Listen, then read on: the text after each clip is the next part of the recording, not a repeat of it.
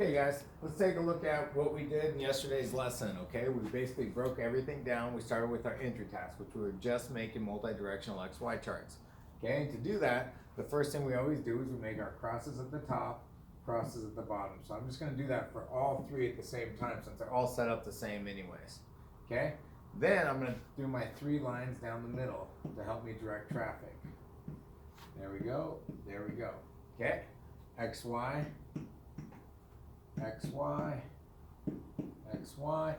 Okay, the next thing I'm going to do is find my slope. So I'm going to start with this first one and just complete my XY chart one at a time. So the first one, my slope is 2, which I can also write as 2 over 1.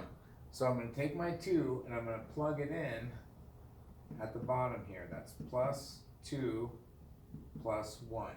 Okay? The 1 on the bottom is going to come down here and fill my x sign because it's always y over x. Okay, my y-intercept is always when x is 0, my y is 4. Okay, now up top, I'm just going to do the opposite. So if it's positive 2, the opposite is negative 2. If it's positive 1, the opposite is negative 1. And then from there, I'm just going to fill out my chart. I'm going to go 4 plus 2 is 6, plus 2 is 8, plus 2 is 10, plus 2 is 12. Plus 1 is 1, plus 1 is 2, plus 1 is 3, plus 1 is 4.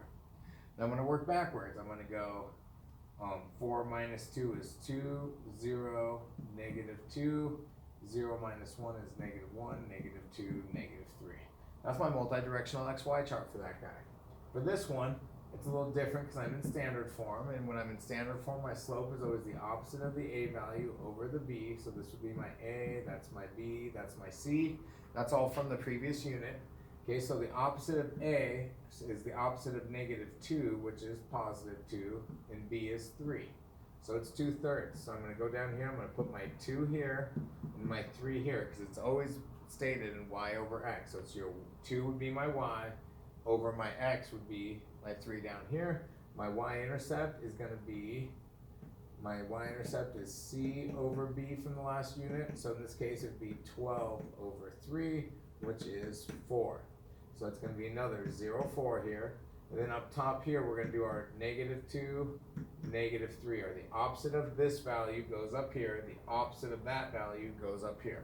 And I just complete my chart. 4 plus 2 is 6, 8, 10, 12. This would be 3, 6, 9, 12. Going backwards, 4 minus 2 is 2, 0, negative 2. 0 minus 3 is negative 3, negative 6, negative 9. I have my XY chart completed. For the last one, it's like the first one. It's in slope-intercept form, so I know my slope is 2 over 3, so I'm going to put my plus 2 here, my 3 here. The opposite of that goes up here.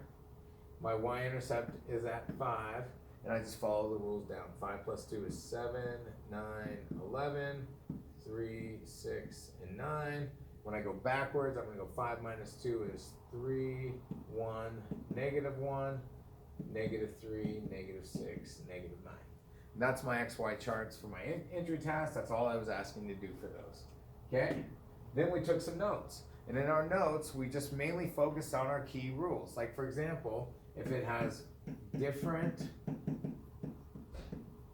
slopes, then there was one solution. And that solution is always as a coordinate set, like x comma y. However, when you do it on the papers, it's always written like this. X equals something, y equals something. Okay, so you just have to notice if you're looking at two systems of equations, which is 2 lines on the same graph, okay, if you see that the slopes are different, then there is one solution. You're going to have to do an XY chart because that's our only tool in the toolbox to solve right now. Okay, then we looked at our phase 2 notes, which said if you had the same slope but different y-intercepts, okay, same slope but different y-intercepts, okay, then you had parallel lines, okay? And if you think about it, if you have 2 lines going in the same direction but crossing in different spots, they'd be parallel, okay? And that means there is no solution. And the reason there's no solution is because those lines will never cross, okay?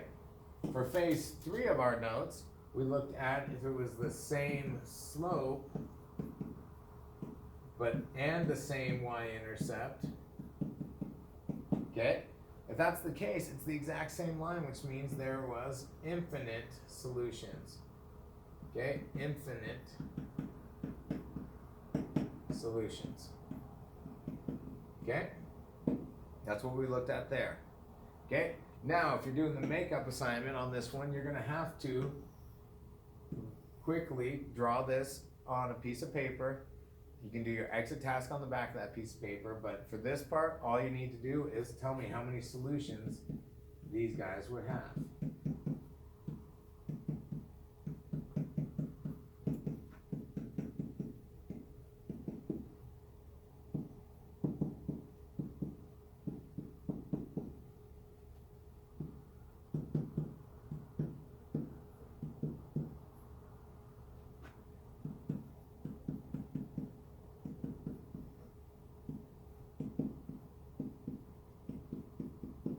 Okay, so you'll, on that piece of paper, explain how many solutions each one's have, show me how you know, so you identify either the same slope, same y-intercept, or same slope, different y-intercept, or you're identifying different slopes. So if it's different slopes, it'd have one solution. If it was the same slope, same y-intercept, it'd have infinite. And if it was the same slope, different y-intercept, that'd be parallel lines, so there'd be no solution. Okay? Then on the back of that, after you're done with that, there's your exit task. Get that stuff turned into me, and you've done your makeup assignment for the day. There you go.